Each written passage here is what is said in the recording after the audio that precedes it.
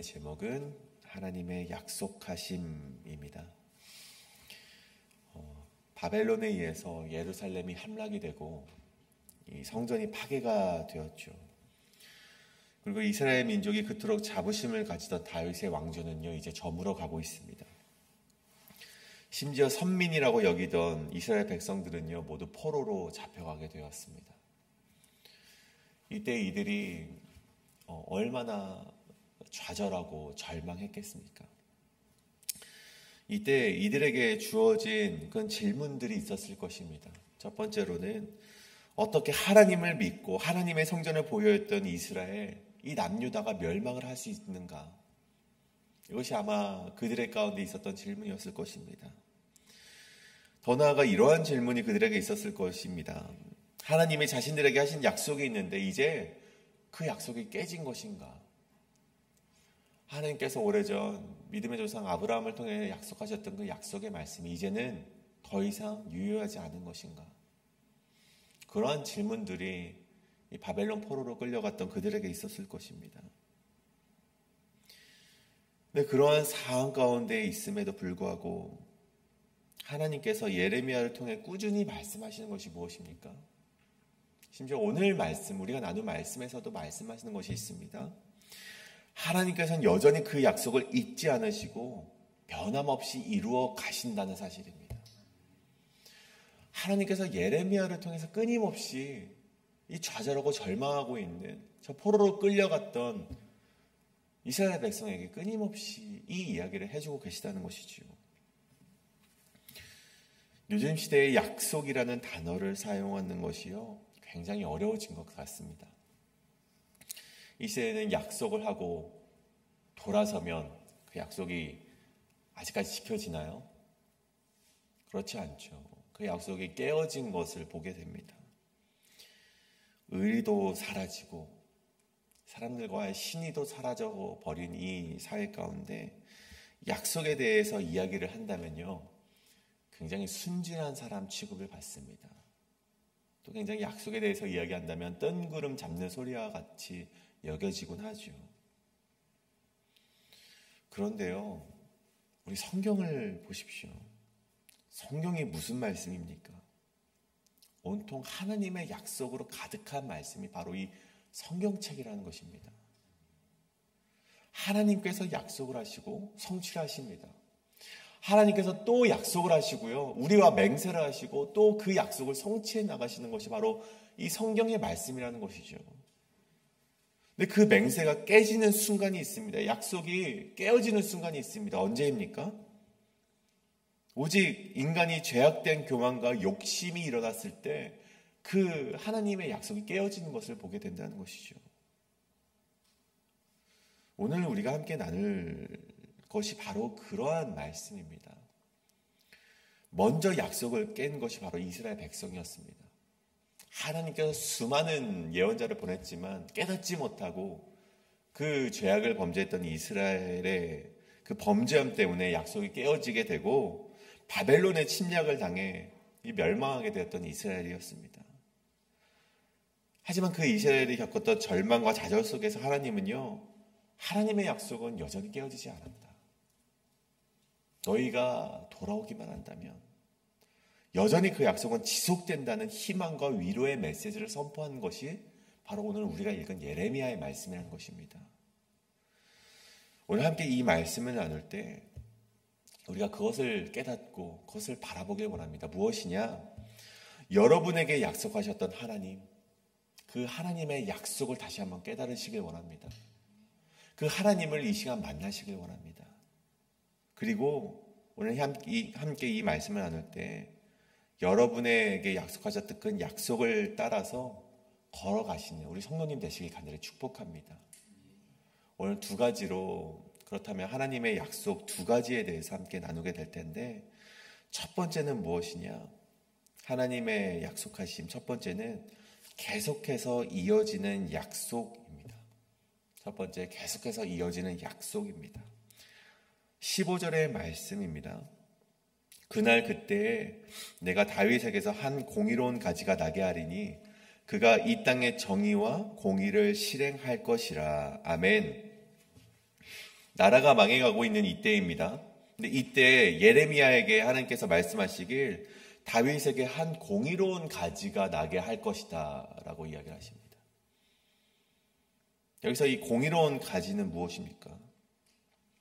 성령님께서 예상하시는 바대로 장차올 메시아, 즉 그리스도 예수를 말하는 것이죠.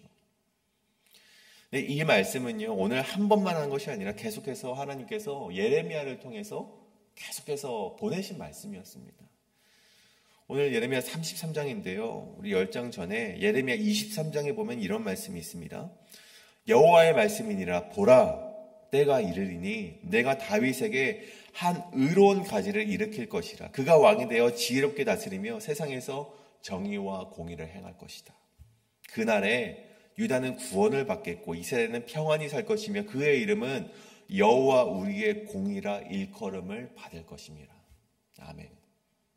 아주 동일한 말씀이 예레미야를 통해서 이미 이 예루살렘, 이 이스라엘에게 선포가 되었다는 것입니다.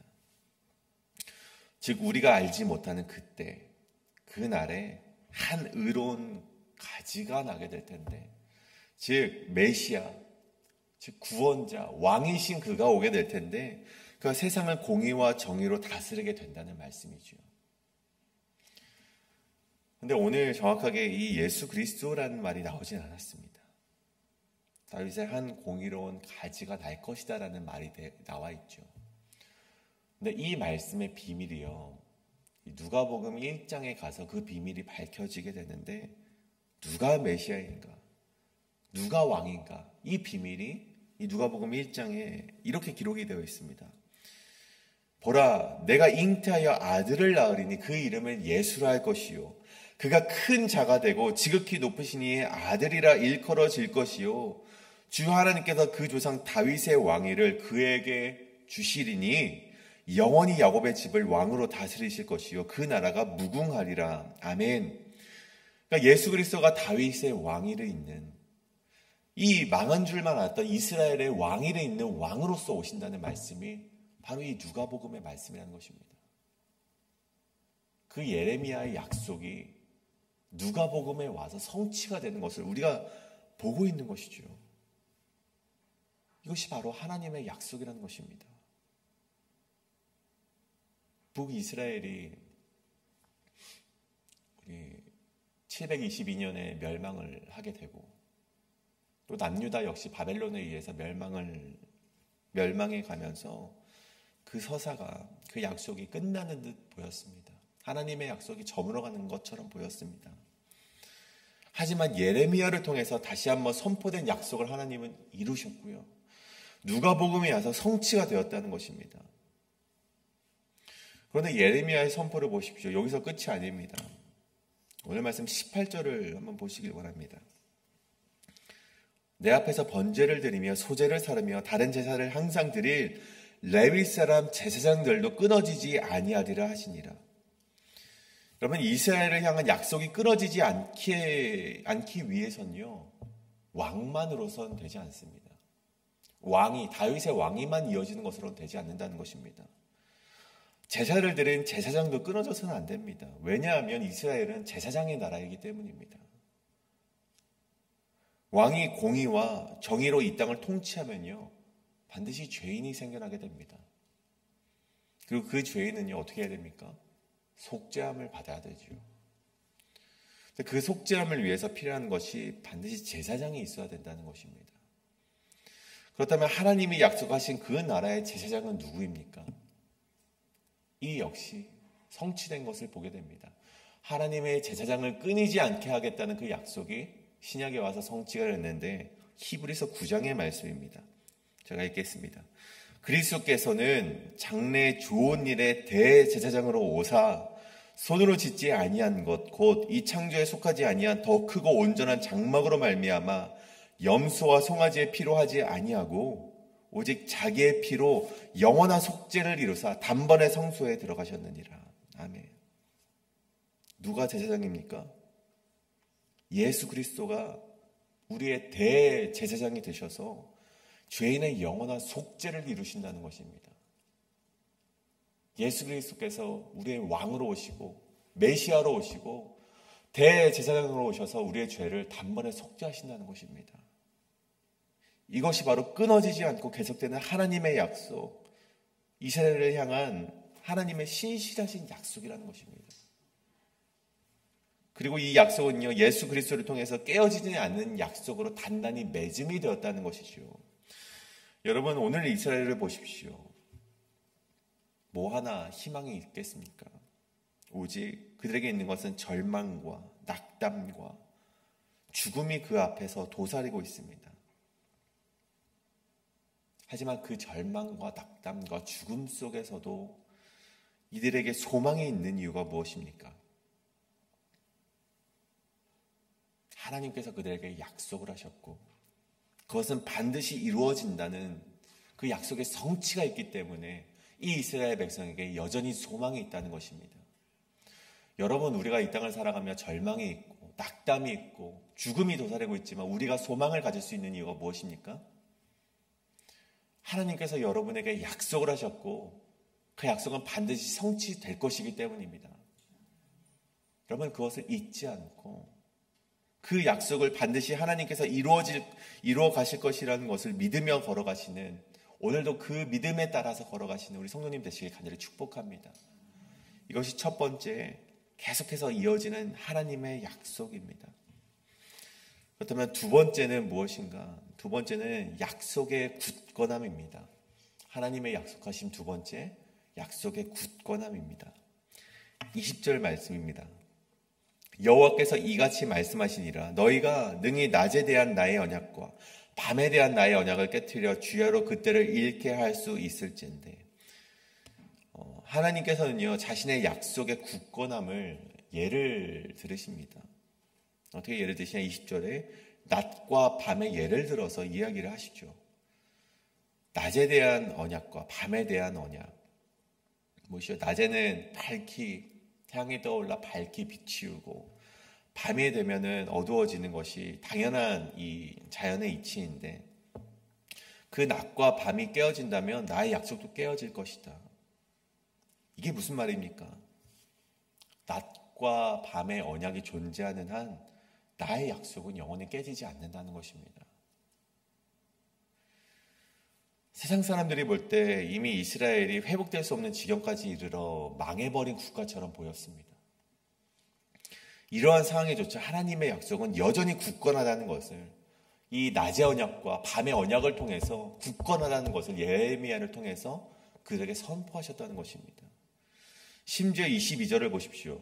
하늘의 만상은 셀 수 없으며 바다의 모래는 측량할 수 없나니 내가 그와 같이 내 종 다윗의 자손과 나를 섬기는 레위인을 번성하게 하리라 하시니라.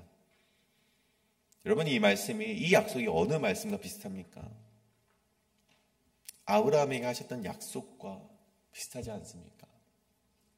보아라, 셀 수 없을 정도로 너의 자손을 번성하게 하겠다라는 그 약속이 오늘날까지 이어지고 있음을 예레미야를 통해서 밝혀지고 있는 것입니다. 여러분, 토마스 치솜이라는 인물을 아십니까? 잠시 이 인물에 대해서 이야기를 하려고 합니다. 토마스 치솜이라는 인물이 있는데, 이 사람은 이 미국 켄터키주에서 가난한 마을에서, 가난한 집에서 태어나게 되었다고 합니다. 그는 그 가난한 지역에서 태어났기 때문에 그 지역 이 시골 학교에서 교육을 받긴 했지만 매우 가난하였기 때문에 초등학교조차 마치지 못했다고 합니다.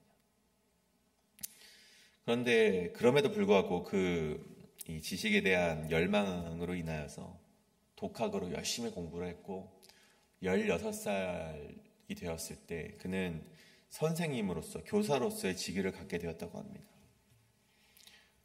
정말 열심히 노력해서 교사가 되었지만 그에게는 지병이 있었고 건강이 악화가 되어서 교사직을 내려놓고 아무것도 하지 못했다고 합니다.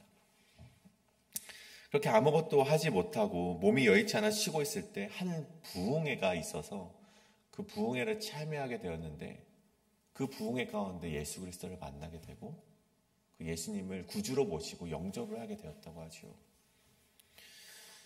그럼에도 불구하고 몸이 계속 아파서 아무것도 하지 못했을 때 하나님께서 그에게 이 토마스 치솜에게 말씀을 하셨고 그가 이 신학교에 가서 이 신학교의 과정을 모두 밟게 되고 이제 목사가 되었다고 합니다.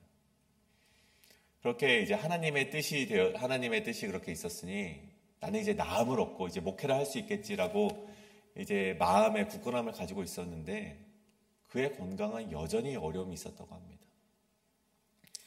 그가 몸이 아파서 1년만 이 목회 사역을 하고 이제 포기를 하고 여전히 쉼을 가지고 있었다고 합니다.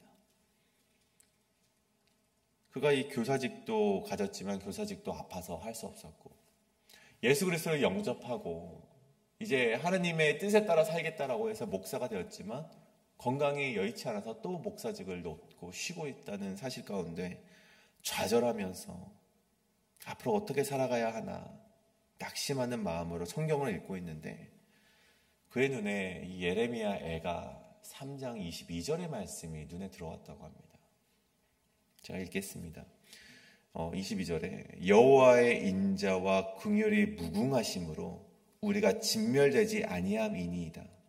이것들이 아침마다 새로우니 주의 성실하심이 크시도소이다. 아멘.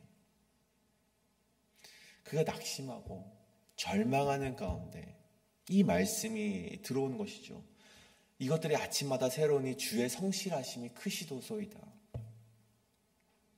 그 마음에 들어와 그 마음을 흔들어 놓았는데 그 말씀을 듣고 감동받아서 그가 그 감동을 찬양으로 만들게 되는데 그 찬양의 제목이 바로 우리 아침에 오늘 함께 찬양한 오신실하신 주 찬송가 393장의 그 찬송가입니다.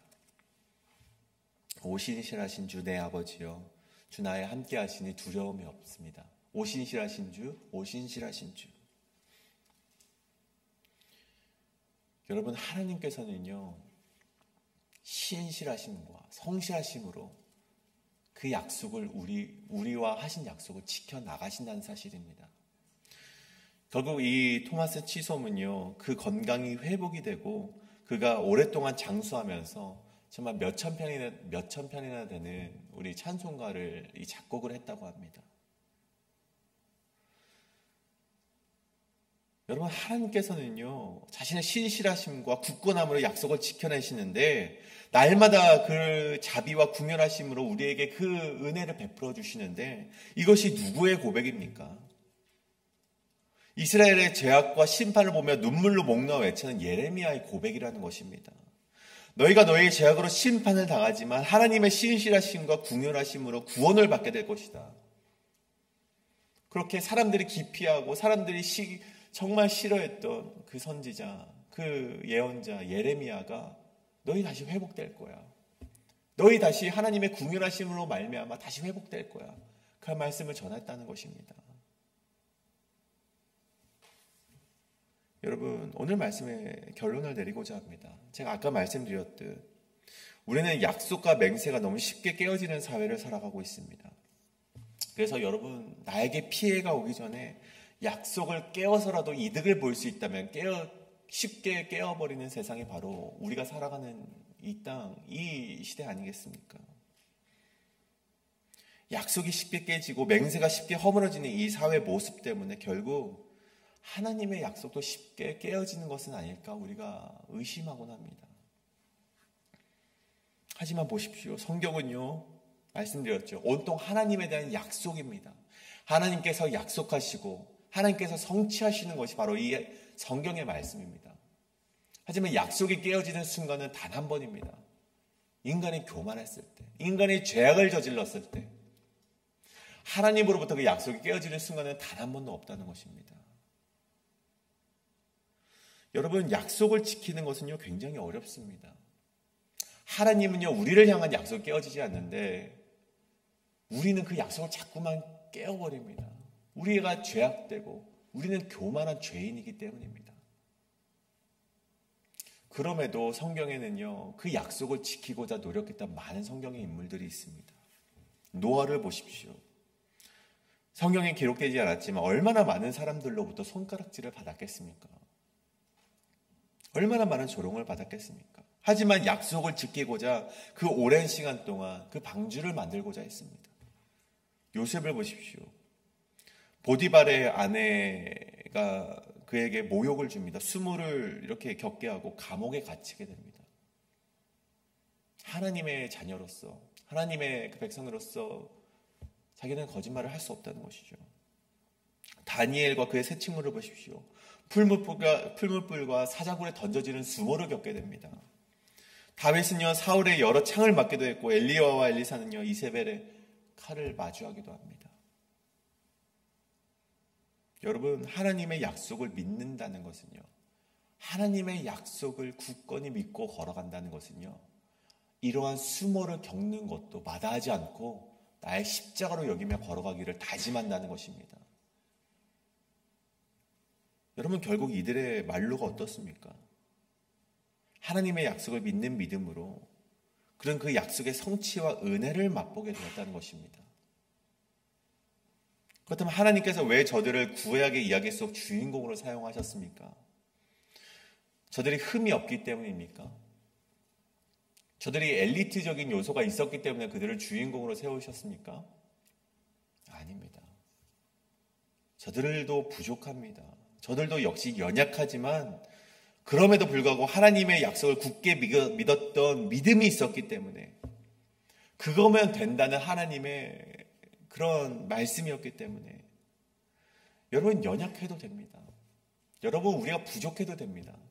하지만 한 가지 놓쳐서는 안 되는 것이 있습니다. 하나님의 약속이라면 우리가 믿는 믿음을 우리가 놓쳐서는 안 된다는 것입니다. 하나님이 약속하셨다면 우리가 굳건히 믿는 믿음만큼은 우리가 가지고 있어야 된다는 것입니다. 그것이 바로 구약을 통해서 저 성경 인물들을 통해서 우리에게 말씀하시는 하나님의 말씀인 것입니다. 우리가 사는 시대 역시 마찬가지입니다. 우리도 한 가지 하나님의 약속을 믿고 살아가고 있습니다. 그 약속이 무엇입니까? 우리는 예수 그리스도가 다시 오실 그날을 기다리며 살아가는 자들입니다. 베드로 후서의 3장 3절에 보면 이런 말씀이 있죠. 먼저 이것을 알지니 말세에 조롱하는 자들이 와서 자기의 정욕을 따라 행하며 조롱하며 이르되 주께서 강림하신다는 약속이 어디 있느냐? 너희 그 약속 언제까지 믿을래? 이렇게 조롱한다는 것입니다. 세상은 여전히 우리를 조롱하고 그 약속을 비웃지만 하나님께서는 세상의 조롱과 이스라엘의 불신 속에서도 신실하게 자신의 약속을 이루어 간다는 것이 바로 오늘 예레미야를 통해 우리에게 하시는 말씀이라는 것입니다. 사랑하는 여러분, 우리가 믿는 것은 무엇입니까? 세상의 말입니까? 아니면 하나님의 약속입니까? 무엇이 생명인지, 무엇이 우리에게 복음인지 깨달으시는 은혜가 오늘 우리 이 새벽 가운데 함께 하시길 간절히 축복합니다. 우리 함께 기도하시길 원합니다. 함께 기도하실 때 하나님, 우리가 저 세상의 말과 세상의 조롱 속에 무너지지 않기를 원합니다. 세상에 주는 이익 가운데 무너지지 않고 오직 하나님의 약속을 굳게 믿는 믿음이 우리 가운데 있게 하여 주시옵소서. 하나님께서 약속하셨고 하나님께서 우리에게 말씀하셨다면 그 말씀을 의심하지 않고 굳게 믿으며 걸어나가는 우리의 발걸음이 되게 하여 주시옵소서라고 이제 함께 통성으로 기도하실 때 그 믿음 가운데 하나님이 주시는 은혜와 그 약속의 성취를 맞이하시는 우리 성도님 되시길 간절히 소원합니다. 이제 함께 그 말씀에 따라서 함께 기도하며 나아가시겠습니다. 기도합니다.